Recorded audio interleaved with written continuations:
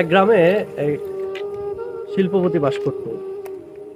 যদি কথাটা শুনতে বেমানান যে গ্রামে কিভাবে শিল্পপতি বাস করে, তার জীবনের ইচ্ছা ছিল সে অনেক বড় শিল্পপতি হবে এবং তার অনেক টাকা পয়সা থাকবে।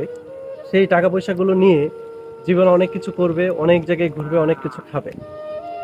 তবে গল্পটা তারই বলি, শুনতে থাকুন। সে শহরে বাস করত। সে অনেক কৃপণ ছিল। সে যখন টাকা ইনকাম করত, 100 টাকা বেতন পাইলে সেখান থেকে সে মাত্র 10 টাকা খরচ করত, বাকি 90 টাকায় সঞ্চয় করত। কিন্তু তার যখন খাওয়ার মন চাইতো, সে রেস্টুরেন্টের সামনে দিয়ে যাইতো, তার বন্ধু বান্ধবরা ট্রিপে যাইতো, কিন্তু সে বারবারই চিন্তা করতো এই টাকাগুলা সঞ্চয় করলে আমি হয়তো বা পরে এই টাকাগুলা দিয়ে অনেক কিছু ব্যবহার করতে পারবো এবং খরচ করতে পারবো, এনজয় করতে পারবো। কিন্তু দেখতে দেখতে সময় চলে গেল 20 বছর।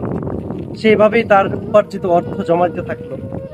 20 বছর পরে এসে দেখলো বন্ধু বান্ধবরা যে স্মৃতিগুলো নিয়ে আলোচনা করে, সেই স্মৃতিগুলোর ভিতরে তার কোনো কথা নেই।